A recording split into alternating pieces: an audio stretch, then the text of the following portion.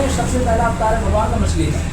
तो बाकी लोग तो इसलिए मान रहे हैं कि भाई भगवान का है, तो मछली का मान लो चाहे किसी का मान लो, फिर भावना जुड़ी है। लेकिन नहीं, भावना नहीं जोड़ो, वहाँ विज्ञान जोड़ो। मछली का अवतार इसलिए है क्योंकि सबसे पहला अवतार है, और पहला अवतार उस टाइम पर हुआ भगवान का जब धरती पर कुछ नहीं, धरती नहीं है, पूरी कयामत आ चुकी है, प्रलय आ चुका, जिसको बोलते हैं दुनिया में कुछ ना होना, खाली था। जब सब खाली होता है तब धरती पर जल होता है। ये मैं फिर बता रहा हूँ, जब भी धरती पर लोग कहते हैं ना प्रलय आएगी, कयामत आएगी, या सब विनाश हो जाएगा, भूकंप आएगा, कुछ नहीं होगा। जब भी संसार का विनाश होगा पानी से होगा, जल से होगा, और यही पहले हुआ। तो जब कुछ नहीं था यहाँ पर संसार में तो जल था, और जब जल, सीधी सी बात है, आप समझो, प्रैक्टिकली समझो, अध्यात्म प्रैक्टिकली समझो। एक जगह रुका रहता है जल, तो क्या हो जाता है, गंदा हो जाता है, ना ठहरा हुआ पानी गंदा।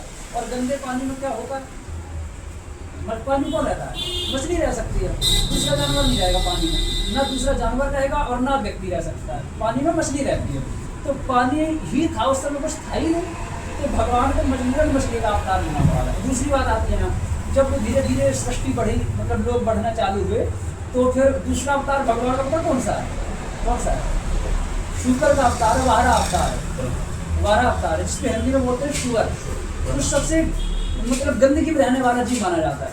शुगर का अवतार भगवान ने क्यों लिया, लोग अच्छा अवतार ले सकते हैं, इसलिए लिया क्योंकि महासमुद्र के अंदर है धरती, और पृथ्वी को लेने जाना है भगवान को। अब पानी हल्का हुआ, बहुत दिनों से रुका हुआ है, बहुत गंदा हो गया, अब उस गंदे पानी में कोई दूसरा जीव जाएगा नहीं। शुगर ऐसा है जो गंदगी में जाता है, तो इसलिए भगवान का अवतार हुआ है शुगर का, फिर वो पृथ्वी को निकाल के लाए हैं वहाँ से बाहर। ऐसे ही जितने भी अवतार आप जाओगे, 10 अवतारों में, 22 अवतार में, 24 अवतार में, वो सारे अगर आप साइंस से जोड़ोगे तो इसके पीछे अध्यात्म बात में है, विज्ञान पहले है। समस्या ये है कि लोग जानते नहीं हैं, आज की कथा बात नहीं समझते बात, तो लोगों को क्या समझाएं। और हमारा मानना ये है कि लोग अगर पढ़े लिखे हैं तो ये चीज़ें करना बंद करें कि साइंस है, विज्ञान है, अध्यात्म, ऐसा कुछ नहीं है। अध्यात्म छोटा आ, अध्यात्म पहले है, बड़ा आध्यात्मिकता बाद में है, आधुनिकता बाद में है, अध्यात्म पहले है, विज्ञान बाद में है, वेद पहले है, वेद के बाद का ज्ञान विज्ञान है। इसको समझोगे तो सब समझ आ जाएगा।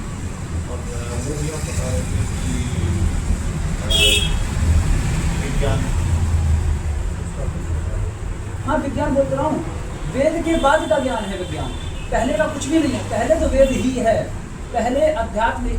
अगर आप हिंदी वर्णमाला में जाएं, हिंदी में, तो सबसे पहला शब्द क्या है, आ, छोटा, छोटा से क्या है, अध्यात्म है।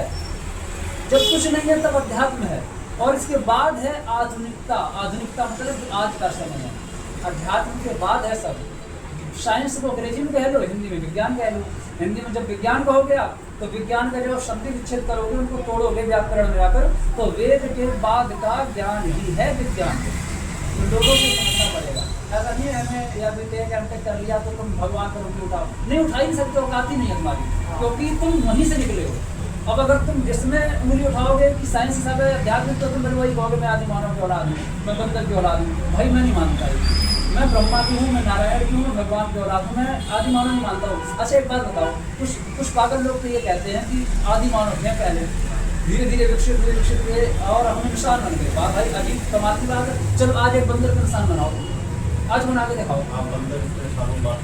हाँ, क्यों नहीं बन रहा है? किसी को भी तुम चलो इंसान बना के दिखाओ, ये सब एक मनगढ़ंत कहानी है। सच्चाई ये है, मनुष्य क्यों कहा गया है आदमी, क्यों कहा गया? क्योंकि हम मनु की संतान है, मनुष्य से उत्पन्न होने वाली औलादें ही मनुष्य हैं, या उनको मानव कह लो या मनुष्य कह लो, तो हम मनुष्य हैं, मनु की संतान है, हम नारायण की संतान। इसीलिए आदमी को एक शब्द कहा गया नर नारी, यानी हम नारायण की संतान है। लोग समझते नहीं है, सबको यही रहस्य है। हम विज्ञान के बाद में है, अध्यात्म के बाद है, मेरा मानना ये, बाकी लोगों को पता नहीं। धन्यवाद।